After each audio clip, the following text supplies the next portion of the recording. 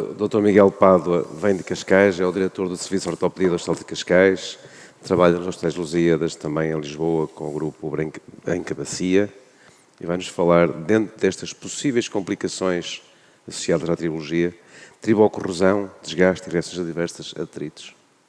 Muito obrigado a todos, obrigado pelo convite, é um gosto estar aqui.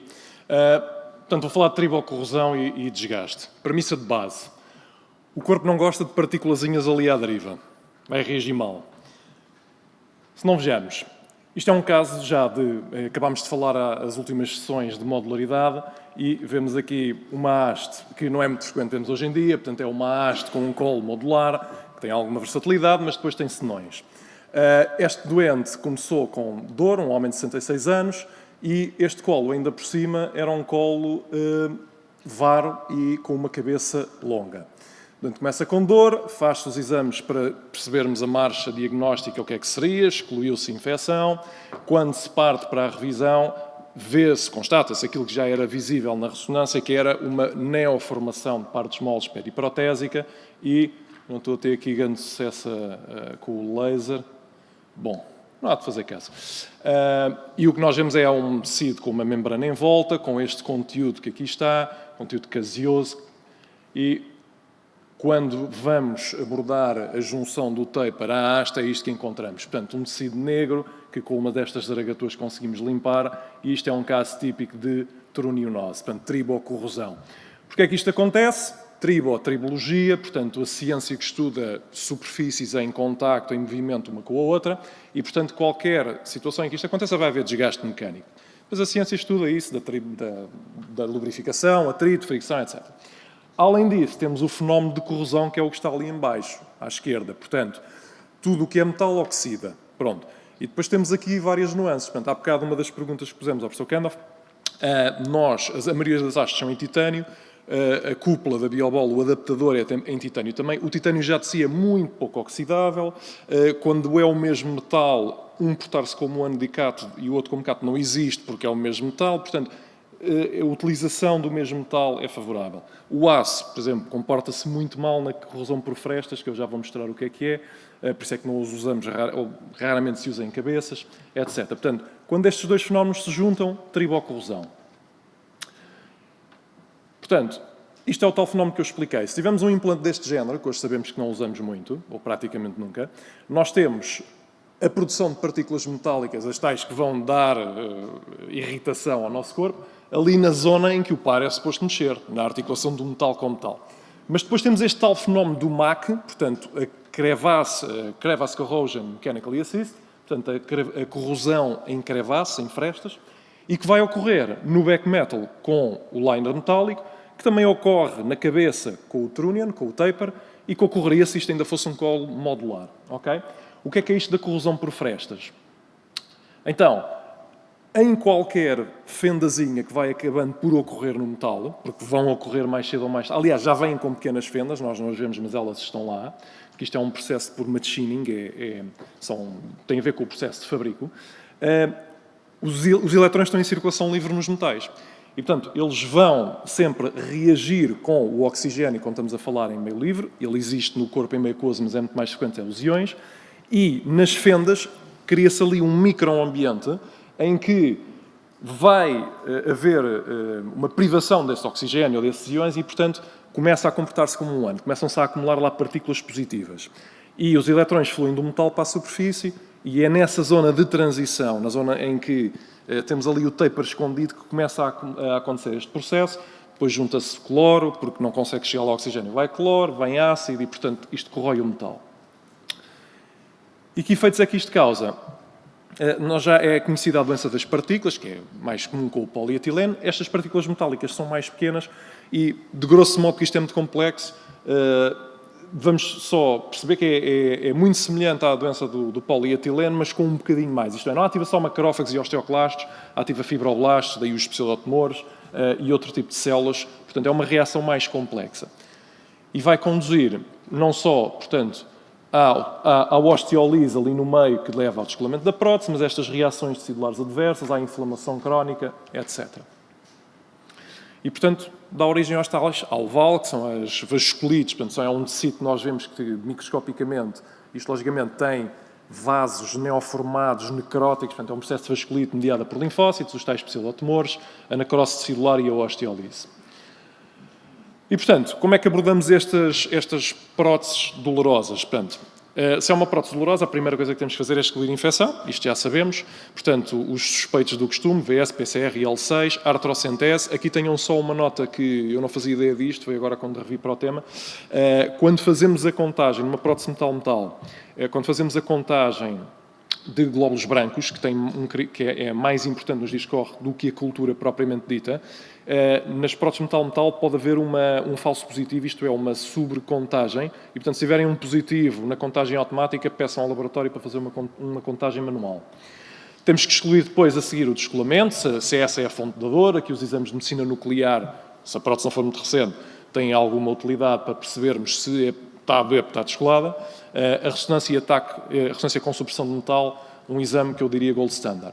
E, portanto, excluir tudo, se a gente pensa, bom, isto é uma reação de metalose, será que é uma reação de corpo estranho, um alveolo, um pseudotumor, perceber se estamos na presença de um par metal-metal, ou se isto não há nada evidente, ou se não é esse tipo de prótese, e aí o que poderíamos ter é uma teronionose.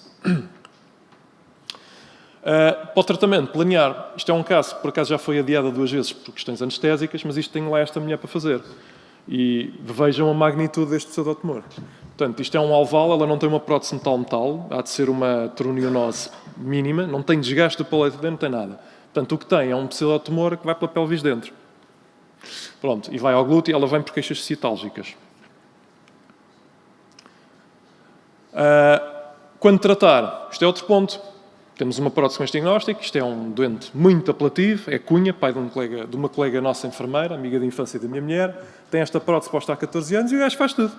Pedala, faz ginásio, tem uma dor e já vai pedir uma terceira e quarta opinião porque quer saber se isto vale a pena operar. Já foi operado. Tem uma osteólise também muito, muito grande atrás do acetábulo.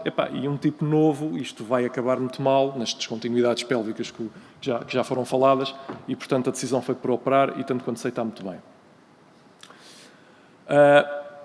Planear, como já disse, usar a ressonância para prever qual é a magnitude do desbridamento que é necessária. Este último ponto aqui é importante, a não ser que, por exemplo, nestes pseudotumores que invadem a cavidade pélvica, não há necessidade de estarmos a ser muito invasivos a ir lá, a não ser que haja compressão de órgãos vitais. Okay? Portanto, há bastante literatura a sublinhar isto. Escolher bem a via de abordagem, a ressonância é importante para isso, que é para percebermos se faz mais sentido irmos para a via posterior ou anterior, consoante, não só para a parte da abordagem dos implantes propriamente ditos, mas se tivermos um pseudotumor que queremos abordar, isso é importante. E, obviamente, compreender de onde é que vêm as partículas, porque temos que abordar esse tópico quando vamos tratar os implantes. Trocar os implantes. Pronto, temos várias opções, isto é uma lista de tudo o que já foi falado hoje, portanto vou saltar isto. Havia ali só uma nuance, por acaso, deixa-me só voltar atrás, falámos ali na modularidade, portanto nas hastes, a modularidade, quando estamos a falar só de uma haste primária e de um colo modular, que usa-se pouco hoje em dia, é mais perigosa do que a modularidade das hastes cónicas que usamos em revisões. E isto por 2 motivos. Primeiro, nós, numa revisão femoral, temos a maioria das vezes que usar uma haste cónica modular, porque a dificuldade da reconstrução assim o exige. Mas essas hastes, um ponto fundamental da execução técnica é de que a parte modular metafisária deve estar enterrada no osso. E às vezes vê-se um bocado, a malta a tentar pôr a componente diafisária da prótese, a tentar não enterrar muito, fica empoleirado sem contacto com o trocânter, especialmente se houver perda trocantérica, a parte modular metafisária, e se isto não integrar, todo o stress vai ser posto no taper que une a diáfise, portanto a haste, à parte metafisária, e pode acabar por partir. Isso era uma única parte. Então, como tratar? Pronto, fiz aqui só um esboço. Claro que cada caso é um caso e há casos muito complexos, mas de grosso modo, linhas de orientação gerais, que eu diria, e partindo sempre de um pressuposto que é a cirurgia o menos agressiva possível, mas que resolva o problema, se tivermos, e se ainda apanharmos próteses destas postas há 20 anos, eu diria que rever liner e a cabeça, porque se for metálico isto sai facilmente, dando aqui uma pancada, como falaram há bocado, na vibração.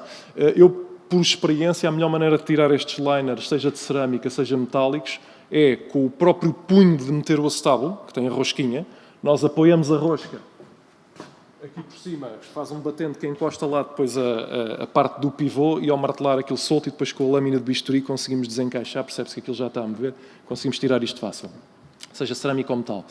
E, portanto, havendo possibilidade de pôr um liner, se o fabricante ainda estiver esse implante em circulação, pôr isto. Se for grande o suficiente, cimentar lá dentro um acetábulo também perfeitamente execuível e é uma técnica que eu gosto. Se for uma cup monobloco, como acontece, por exemplo, nos resurfacing, na ASR, mesmo em próteses de grandes diâmetros, então aí converter a cabeça a uma dupla mobilidade. Isto nem sempre é tão linear como parece, porque há aprovações. Portanto, nas BHRs, algumas das BHRs que nós revimos, para usar a dupla mobilidade da Smith, é um barbicaz que não está aprovado no Infarmed. Portanto, aquilo precisa de muitas autorizações.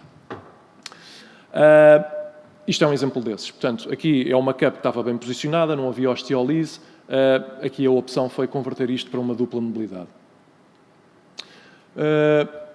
Aqui é outro caso, mas são uns grandes diâmetros, não é um resurfacing, 49 anos, a prótese da anca direita já colocada há 8 anos, com dor, tinha uma reação, tinha coleção com pseudotumor, e aqui o que verificámos durante a revisão foi, reparem ali, portanto, estas imagens cada um para ver impecavelmente, mas o que vemos é um colo despelido, e que tem aquela acumulação, na fronteira, entre a zona que estava escondida do metal e a outra que está em contacto com o meio aquoso. É ali que ocorre a tribocorrosão. Isto é uma imagem tirada de um livro, e aqui, se calhar este colo não estando muito destruído, cabeça de cerâmica, porque com a cabeça de cerâmica a tribocorrosão não acontece. Acontece menos. Pronto, isto é o resultado final, também muito bem. Pensando na tronionose, uma das maneiras que devemos abordar o tratamento é prevenir. Pronto, e eu ponho ali este sinal de alerta só porque isto é para ser tomado com um bocadinho de sal e pimenta. Nós sabemos que há mais tronionose com colos estreitos, porque são mais flexíveis, há mais fretting, com cabeças grandes têm mais torque, mas se nós começássemos para prevenir esse tipo de situação, por exemplo, a usar cabeças pequenas em todos os doentes, íamos começar a ter muito mais luxações, muito menos arco de movimento. Portanto, isto apesar de tudo é uma complicação rara, isto é só para termos presentes o que é que influencia ou não a intensidade ou a possibilidade de uma tronionose. Não vamos dizer aos doentes para deixarem de fazer desporto. A tronionose é mensurável com esta escala do artigo do Goldberg. Como o professor Kendorf disse já, ele mostrou ali um caso. O tronion estava bem, estando bem, uma cabeça de cerâmica, se calhar. Se o tronion estiver muito estragado, a modularidade da biobol com a sleeve de titânio resolve o problema e não há riscos da fratura da cerâmica, como é este caso. Outro aspecto para prevenirmos isto, e o professor Kendorf também falou nisso, é a da compatibilidade de cabeça-colo. Isto é da brochura técnica da Ceramtec, portanto, a fabricante da Delta, e vejam que todos estes colos são 12-14, mas todos têm geometrias muito diferentes. E aquele fenómeno que ali está representado na imagem grande pode acontecer. Vocês põem uma cabeça de cerâmica sem a sleeve de titânio e isto pode dar uma fratura da cerâmica. Portanto, elas não são 100% equivalentes, apesar da designação 12-14. 12-14 é a diferença entre o arco cá em baixo do cone truncado e o arco lá em cima do cone truncado. O primo, desculpa. Impactar bem a cabeça-colo eu achei que era relevante porque há alguma literatura agora que fala nas vias mini-invasivas em como nós não andamos a impactar estas cabeças tão bem, se não impactamos tão bem elas mexem um bocado mais, tronionose, por fretting.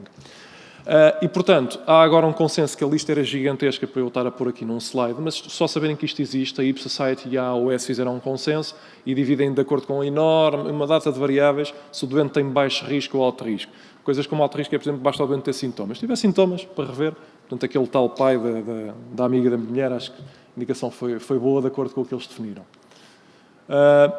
Pronto, e isto eu vou passar à frente porque isto era a falar um bocado de desgaste, mas no contexto de polietileno, isto era o caso de uma piores fatores de risco possível. 63 anos, médica, irmã de um ex-primeiro-ministro português. Por disposta, ao fim de 4 anos estava assim. Portanto, desgaste massivo, catastrófico do polietileno. Ok, se calhar acetábulo um bocado vertical. O que vai acontecer é que isto acelera a produção de partículas cascata inflamatória e osteoclastos, osteólise, prótese acaba por soltar. Isto tinha a ver com... Isto era apenas para salientar que compensa mesmo pôr cabeças de cerâmica em poli, mesmo com estes polis altamente reticulados, porque o desgaste linear, que é uma maneira de nós mesurarmos, artificialmente, a produção de partículas, é metade. E se a componente estiver mal posicionada, mesmo assim uma cerâmica ainda tolera, porque o desgaste de partículas pode duplicar se a componente estiver mal posicionada e a partir dos 0,3 mm de desgaste linear por ano corremos risco de osteólise. Vou saltar isto à frente. Isto eram alguns casos também de revisão por osteólise com enxerto impactado e redes. E portanto, a mensagem final é esta. Lembrar que a tribocorrosão ocorre quando há a produção de partículas metálicas, seja por uma articulação de contacto direto metal-metal, seja pelo fenómeno de troneonose em corrosão por frestas. As soluções são diversas e vamos individualizá-las. Na revisão, muitas das vezes, o mais difícil não é resolver o problema da troneonose, seja a down-call, é tudo o que vem depois. Se a prótese está estável, se está desmétrica, se há lesões do ciático, se há infecção, isso tudo, como sabemos. E muito obrigado.